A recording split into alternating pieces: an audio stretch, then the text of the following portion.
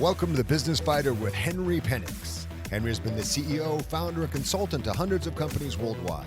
He retired a multimillionaire, financially independent at the age of 35. Henry grew up a preacher's son and was thrown in jail 3 times for various altercations. He knows what it means to come from nothing and have to fight his way to the top.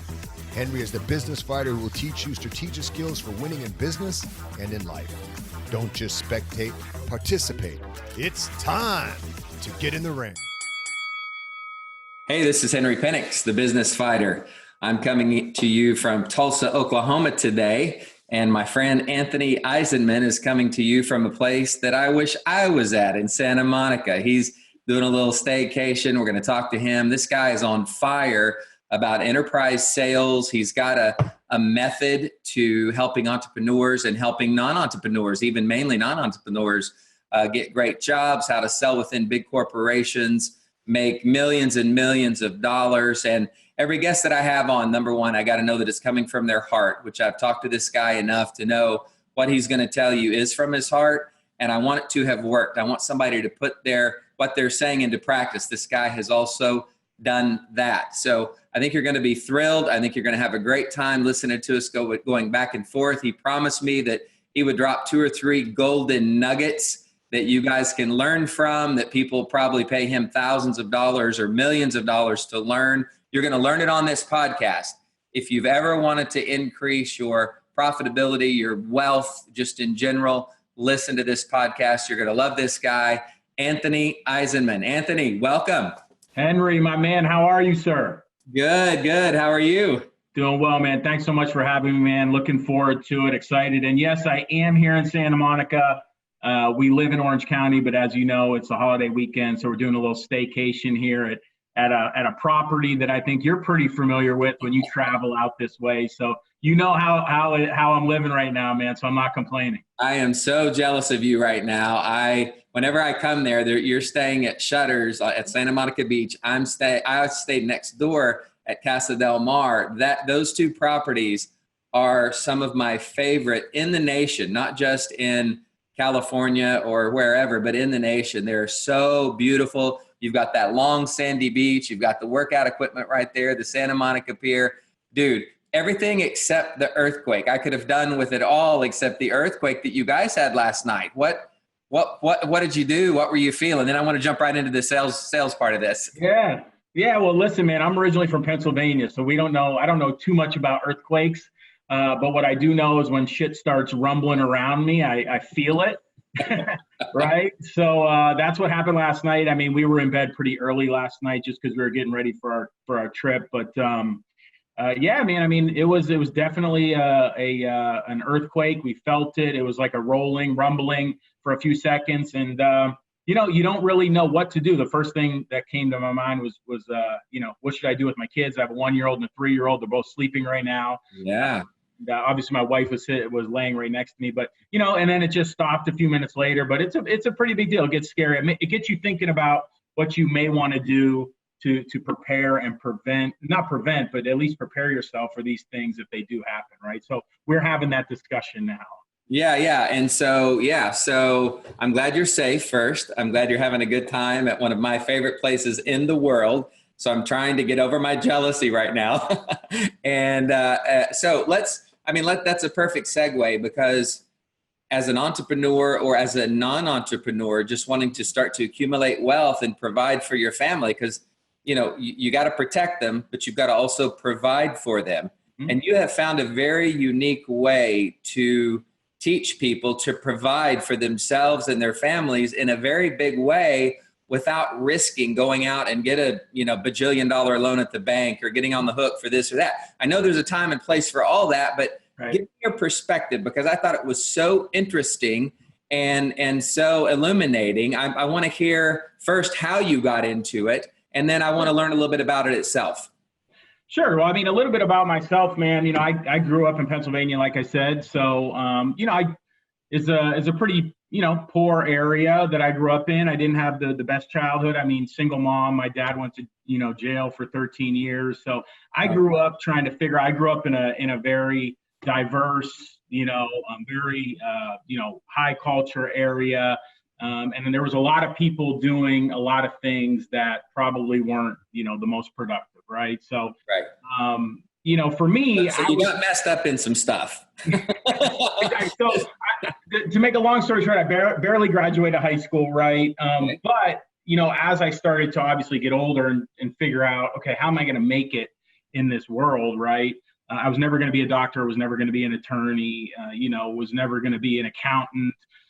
So I started to understand that, listen, I can learn and self-teach myself how to sell and drive revenue for companies, you become very valuable to the marketplace, right? Yes. So I spent the last 25 years just continuing to hone my skills, still honing my skills, but I've developed a unique skill set to learn how to sell products and services into large organizations. Okay.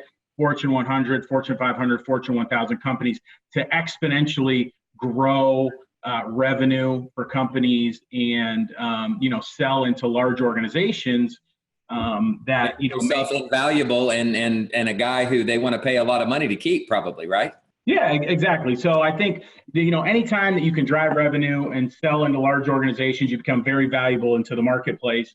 And what I want to teach people is that sales is not a bad word, right? I mean, I think if you don't know what you want to do and you're stuck in life, sales can be a great conduit to not only earn a really, really high income, okay, but take care of yourself, take care of your family, and then start to work on your dreams. I think you have to earn a high income first. And then once you earn a high income, then you can start to allocate some of those financial resources to some entrepreneurial things. Because I think it's also very important to own things on the back end as well, right?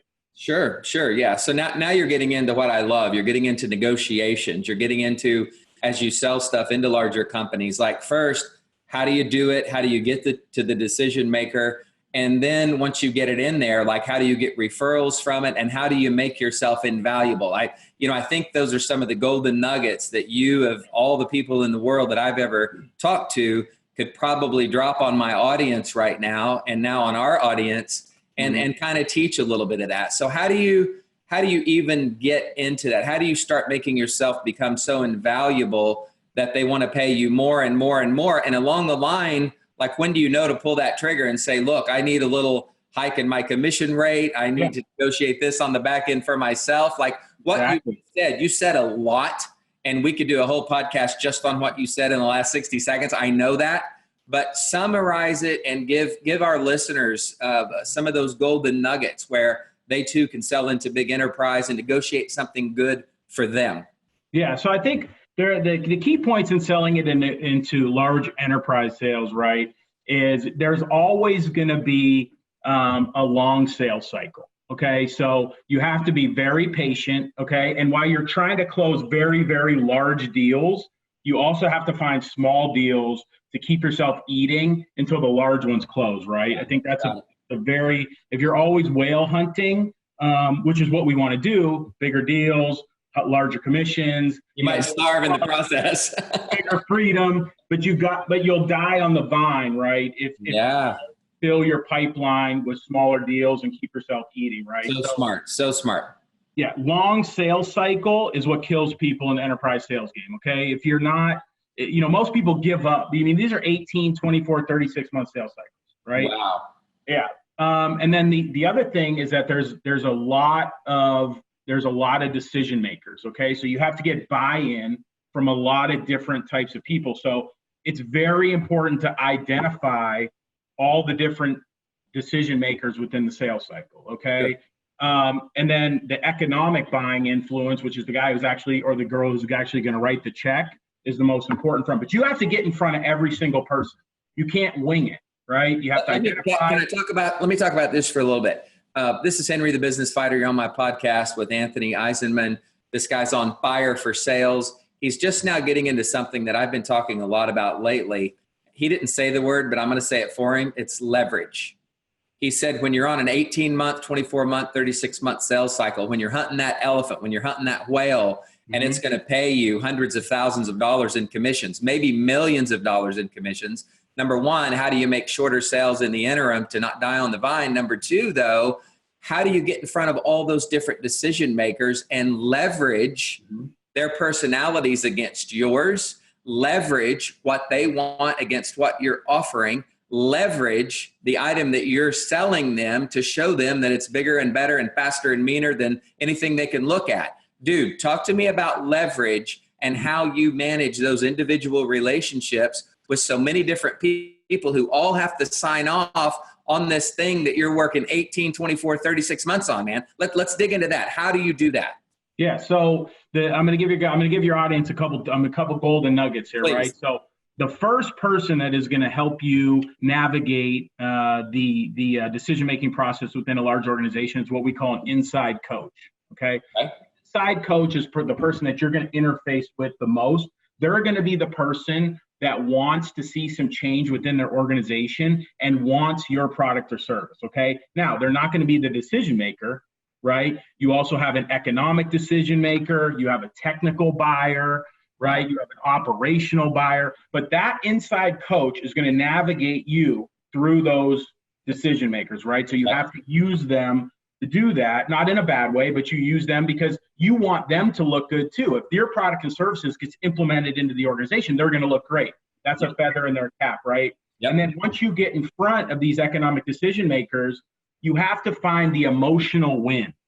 Okay. Right. And tell me about that. Right. Look, if you're in front of the economic decision maker and you can show him ROI and profitability, that's great. But how do you show him an emotional win? Right? Is he gonna be more efficient?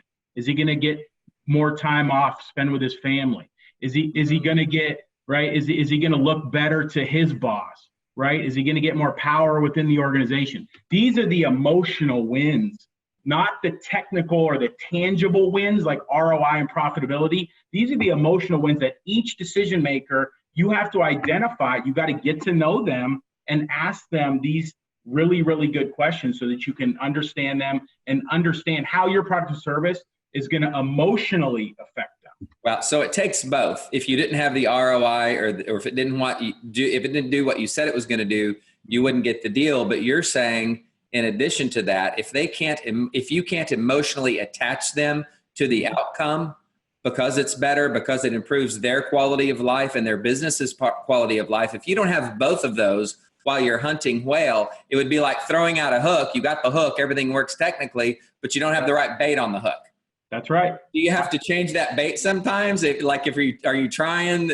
How do you do it? Like you try one emotional attachment, you got to get to know the guy. Do you take him out for dinner? Do you dive even one step deeper into that? Yeah. How do you do it? How do you find what's going to work? How do you find your leverage to get the guy or the girl to emotionally attach to your product or service? Yeah, I think you nailed it. I think building rapport is super important. You have to find what is the motivator for these guys or these ladies to make decisions, right? What is really driving the decision? As you know, people buy on emotion, man. So what is the emotional decision? And I think spending more time with prospects and customers. I think a lot of times as salespeople, we get caught up. We all have egos, and we think we're at the finish line. But I'm telling you, I've seen it so often. We get to the contract delivery proposal stage, and we're wondering why the contract isn't coming back. And it's because we have not identified either all the decision makers, or we don't know what's driving them to make the decision, and it's very important to spend a lot of time with everybody. You have to cover all your bases. It's very, very important. Wow. And you actually teach people how to do this. Do you have a course? Do you have tell the listeners how people can connect with you either through Instagram or Facebook or your website, whatever? How do they connect with you and get more of this? How can you train them to be so successful like you are that your staycations are sometimes people's dream vacations? like how do you do that, man? Yeah. So anyways, I appreciate that. I'm a long way from Erie, Pennsylvania, man. I'll tell you that much. Yeah, hallelujah. Short side note, I went to Westchester probably 50 times. I had one of my technology products was on QVC. Oh, wow. Talking about getting into a large company. See, that is a perfect example how you exponentially I grow know, your sales, man. No, let me, that. I mean, do you care if I share that with you real quick? I'd love to hear it. I mean, because that's a perfect example, right? So we're trying to get into large organizations so we can affect more people and Yes. solve bigger problems. Yes. And you getting on QVC is perfect. No, dude, I went there. I'm going to make a very long story short. I love to talk. I'm a people person, but a very long story short, I went there for their training because when we created, I've got a technology called ZOMM, Z-O-M-M, and it's a device where you can press down a button and get an emergency services called to your location. Or if you walk away from your phone, it tells you. It's proactive instead of reactive. So Apple's thing was reactive, ours is proactive. Okay. So I was wanting to get it on QVC, and they said, hey, you got to come. You got to go through this testing process. We want to give you a tour of the stage. We want to, we want to see if you've got what it takes to be behind the camera in front of millions of people. I mean, I think they're a $9 or $10 billion a year company now, and they just bought another few companies, and like they're just off the hook big. I mean, they're one of the largest companies out there. So I go to my training, and I go with another guy from my company, one of my marketing managers. And they go to take the people on a tour. They go left. And I told my buddy, I said, I'm going to go right because the buying offices are down this hallway. I'd already got in. I'd already passed, going through all the security and all that, which is big if you've ever been there. And so I get in and I start finding the technology buyer. And there's like a sea of 150, 200 desks in this place. And I'm looking for people. I'm trying to be nice. I'm asking them. They're looking at me going, how in the heck did you get in here? And so I finally got to the tech buyer, found out his name. He wasn't there. I go back to my room. All my people were on the tour, and I made a call from an inside phone to my buyer. He goes, how did you get this line? I go, well, look, man, I got a thing I want to show you, blah, blah, blah. Again, a very long story short, he comes back to the room, I think in unbelief that I could actually do what I did. I gave him a 5-minute pitch. My first airing on QVC, you got to hit like 2,500 a minute. They don't let you to come back. I was like at 23. So I was buying my own device. Dude, take that a year and a half later. And our last episodes, I was on 2 10-minute episodes where we sold over $35,000 a minute for 10 minutes. So we did $720,000 in 20 minutes on something that most people can never get into. So you're right, man. Right along with what you're teaching, getting into big enterprise and spreading that influence so that people can see your product and get on, man. Some people they knock on QVC's doors for 5 and 10 years and don't get on, man. I mean, talk about a long sales cycle. But I love that story, by the way. That's and you hit it. I think people respect like the audaciousness kind of that. Right. It's like, okay, right. And you've done it. And I've been in situations like this in my life too, where, we're calling on large companies and, either you just relentless and the guy's like, Jesus, like, okay, man. He just wants you to stop bugging him. or how did you get past security? Exactly. No, 100%, man. 100%. No. So go ahead. No, go ahead. You're up. I was going to say, but affecting a large amount of people is the key, man. I mean, if quality is quantity is the biggest challenge that everybody has, is getting in front of a lot of people and helping more people, right? Yeah, absolutely. So I had one more question for you, and we'll start to wrap this up. This has been so illuminating and so good. All those parts of that, just one piece of that sales cycle, getting to the emotional buy-in along with the technical buy-in and not giving up, being tenacious. If it is an 18-month, if it is 36 months, if it is 48 months. My last question to you is, for this part of the podcast, how do you stay motivated? I mean, some people, if they don't get a sale in a week, they're out. Like they give up. Dude, a month or 2 months is almost unheard of. You're talking about hanging with something for 18 months, 36 months. How do you keep yourself motivated to even get up every day and act excited when you're in front of this potential customer? Yeah, I mean, it's a great question. I mean, and I've seen so many, sales reps give up for that exact reason. Yep. But it's just like anything in life, right? I mean, it's you everybody, 99% of the people give up right before a big breakthrough, right? I mean, this is why a lot of people don't make it in enterprise sales, because they can't get over the hump, right?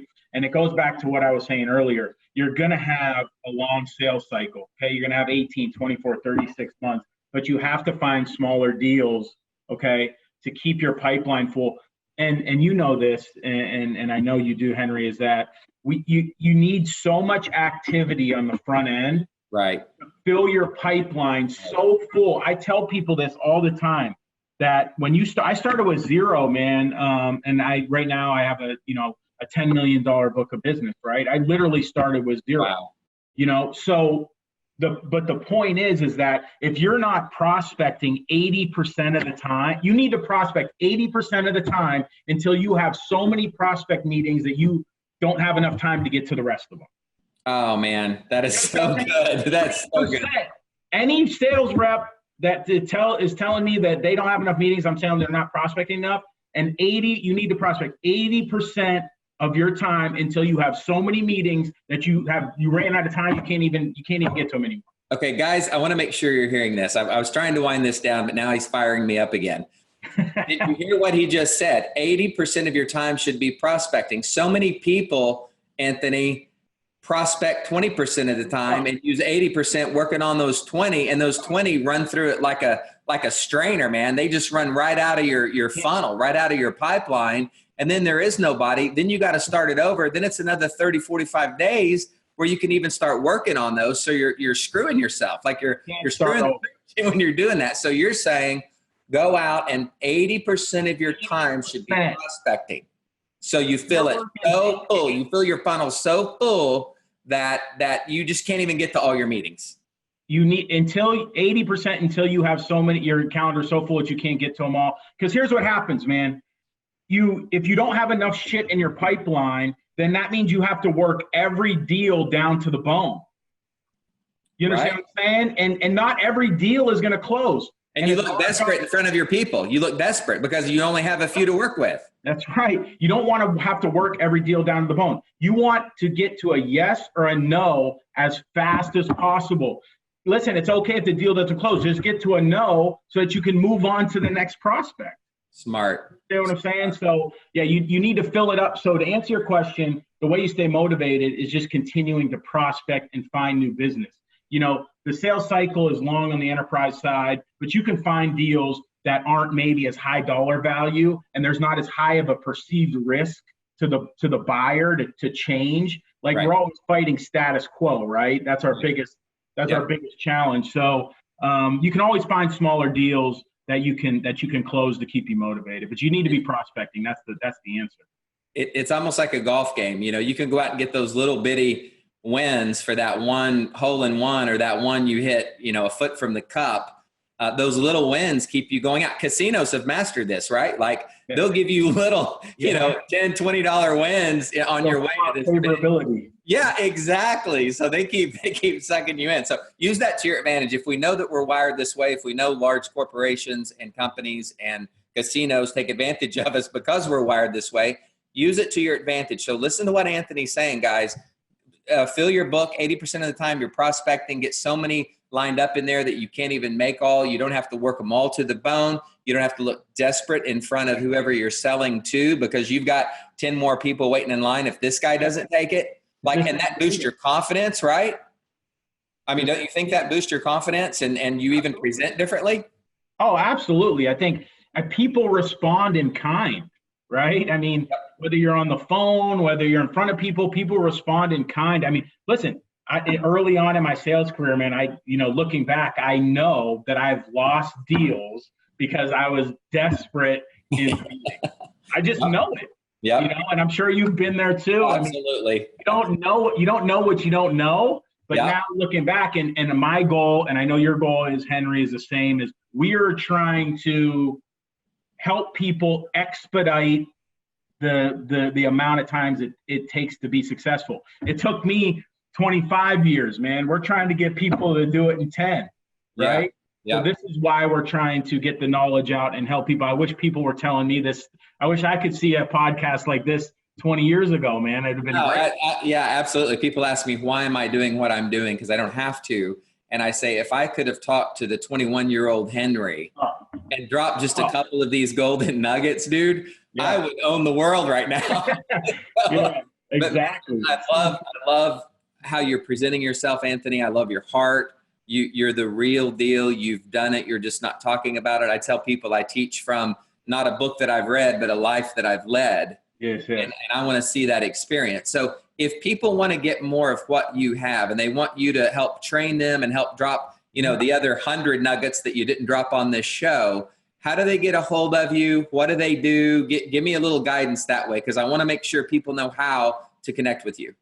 Yeah, absolutely. So we're still in the process of developing a lot of products and courses to help people, but we do have some free services that we're offering. So at Anthony Eisenman, Eisenman at Instagram is where you're going to get most of my content right now.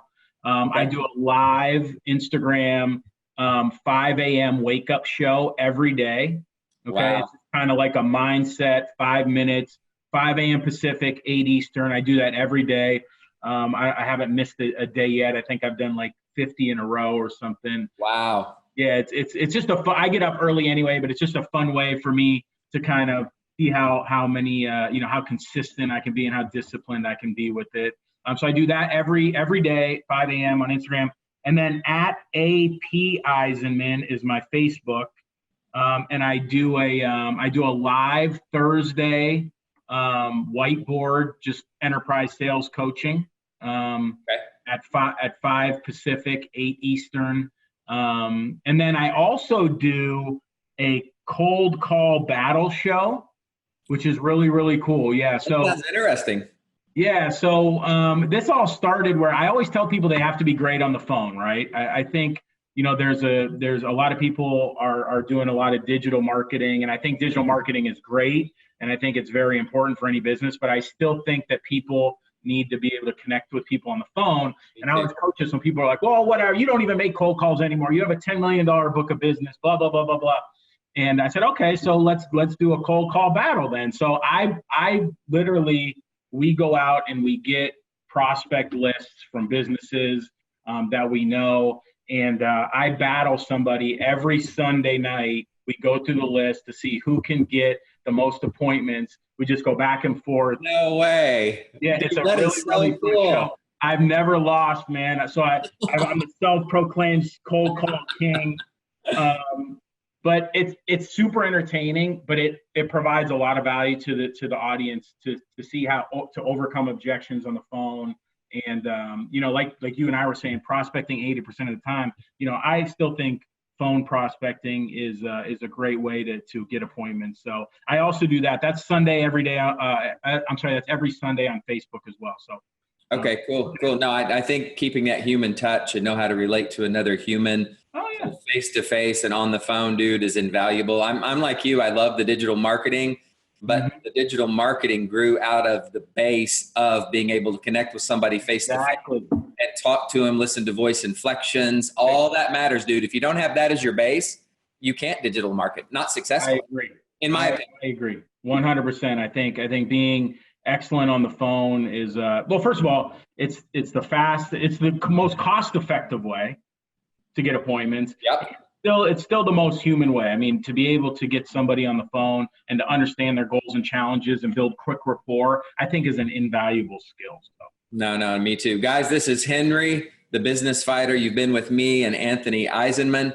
Guys, do yourself a favor. Think of 10 people that that could use this guy's help. Think of 10 people that if they watch this podcast, it would set a fire under the butt and get them off the couch and out prospecting 80% of the time, at least, and making those larger sales to larger sales enterprises. Somebody that needs that motivation right now. Stop what you're doing. Send it to 10 people at least. That's what you could do for Anthony and I, that we've sat here and spent our time teaching and training and all of that. And next, connect with Anthony. I mean, if I had the opportunity to benefit from his 25 years of learning his way and selling his way up to a $10 million book of business, I would be an idiot if I didn't take advantage of that.